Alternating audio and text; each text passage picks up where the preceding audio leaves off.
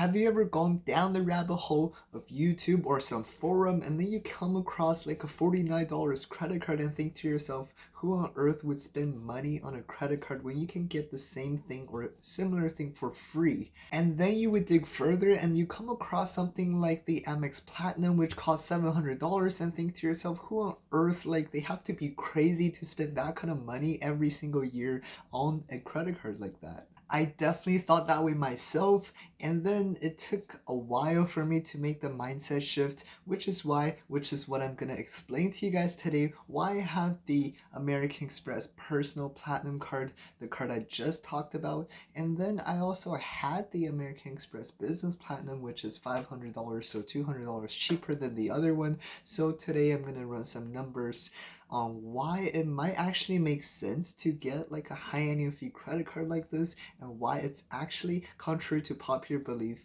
it might actually be a good financial decision. Other than those extremes, I've also had the other mid-tier credit cards that had an annual fee as well, like the TD Visa Infinites, HSBC World Elites, and I'll kind of explain to you the mindset behind why it would make sense for someone to get a card like that. Now you must be thinking to yourself, is this guy out of his mind or is he actually onto something? So this is what we will be covering today, and in today's video we're gonna go over why annual fees aren't so bad as they seem. Welcome back if you're returning, and if you're new, my name is Tony. On this channel we focus on personal finance. We upload every single week on content just like this one, so if you want to see more videos like this, make sure you subscribe with the bell and also smash that like button, because what happens is it tells the YouTube algorithm you enjoy these kinds of videos so that they can recommend you videos easier, and also it'll help the growth of this channel and they will show this video to more people as well.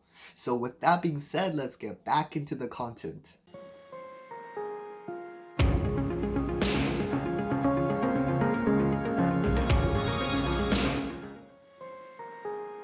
To understand whether or not it's worth it to pay an annual fee, we must first understand the major differences that differentiates an annual fee and a no annual fee credit card. Now let's work backwards here with the Amex Platinum card. This card has an annual fee of $700, which means we do need to get at least $700 in value just to break even on the annual fee for it to work out as a good financial decision.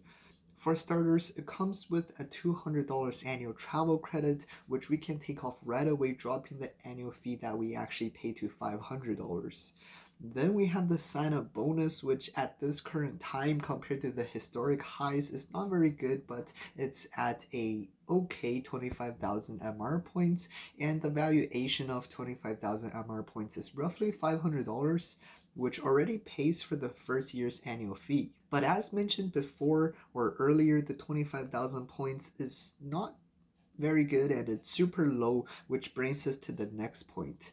It's critical to have the right moment and the right timing when you are signing up for an annual fee credit card, because the sign-up offers do change all the time and they are definitely not created equal. The reason I actually decided to get this card last year was actually quite ironic, because this is a travel credit card and I got this card during a time where travel was non-existent. This is because as a high annual fee credit card, American Express figured a lot of these perks like lounge access, hotel statuses are not able to be used. So as a retention gesture, just to make sure people actually get value out of this card and don't end up canceling, is they actually pushed out another offer for existing cardholders, which also happened to work with new applicants, which is what I've done. It's just so happened that this retention offer was available for a week, where it overlapped with a record high sign-up bonus of 70,000 MR points, and this offer was so good they had to kind of take it down or nerf the sign-up bonus. And I personally know 3 people that I can think of right on the top of my head that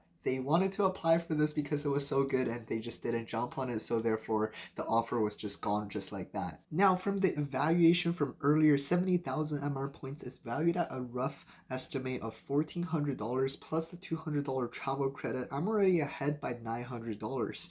Then they came up with a $250 grocery credit, which happened to work with Uber Eats, which is what I used almost all of them on.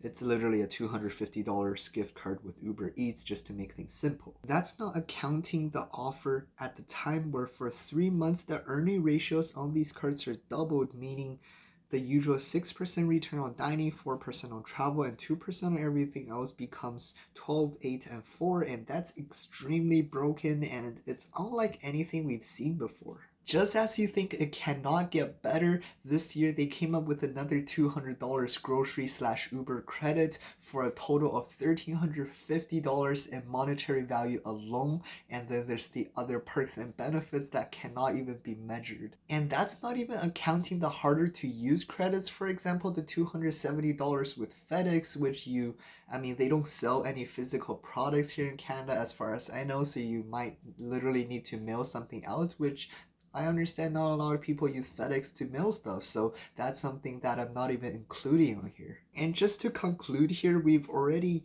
been ahead by $1,350 and we gotten ourselves a crazy multiplier for 3 months card, and we haven't even gone through the other perks and benefits that comes with the premium level credit card.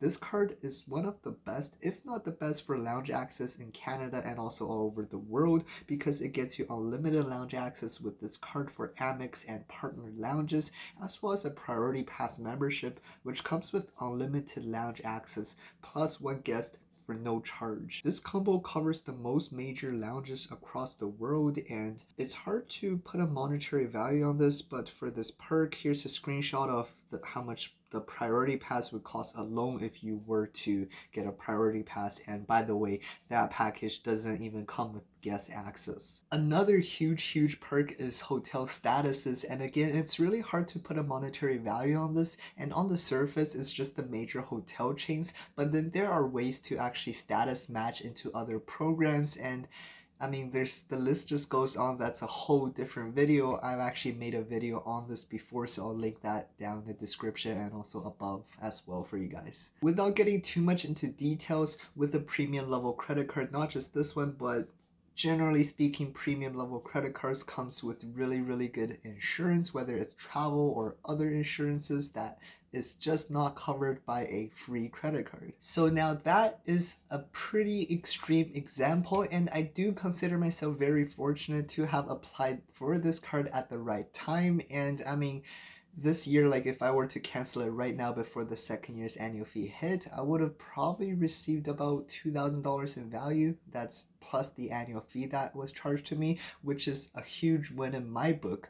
But I understand not every credit card will be like this, and certainly not every annual fee credit card will be like this. But then in order for you to earn that kind of rewards on any card, if you're using a no annual fee credit card, you're gonna spend probably years earning close to that. Like if you're doing the math here, if you're using a no annual fee credit card with say a 1% or 2% return on spend, that's gonna take very long just to get anything close to the $2,000 mark, which I received in not even a year. However, something that I just want to drill home is the annual fee credit cards is really important to get it when the timing is correct. If you get this card now, you only get 25,000 points, which is decent, but it's nowhere near as good as 70,000 points, and that is a huge difference. On the other hand, when we're dealing with mid-level credit cards, for example, around the $120 to $150 range, a lot of these cards, they actually offer first year fee waivers, so definitely take advantage of that, and ties back to what I said again, timing, because sometimes they're there, sometimes they're not, so make sure you get them when they're there. And when you do get that, when the second year annual fee hits, you can, there's all sorts of things you can do. You can do product switches to avoid it the second year. You can also sign up for these bank accounts where they waive the annual fee. So there's actually a lot of things you can do during the second year, and this is one of the ways to take advantage of annual fee credit cards without actually paying an annual fee. So there's my little rant on why it would make sense to get an annual fee credit card sometimes versus sticking with no annual fees, and especially if you're getting more and more into the hobby, why it might make sense. It's the notion of, sure, it's free to play, however, if you pay a little bit, you get a lot back in return. And I really hope you guys enjoyed that. Thank you so much for watching. If you did enjoy it, make sure you smash that like button, because again, it tells allows the YouTube algorithm to recommend videos for you better, and also it pushes this video to more people as well so they could enjoy it as well. And if you are not yet subscribed, make sure you subscribe with the bell to see more content like this uploading every single week. Lastly, comment down below and let me know what's your favorite annual fee credit card. I'm really curious to hear your thoughts, and as always, have an amazing day. Peace.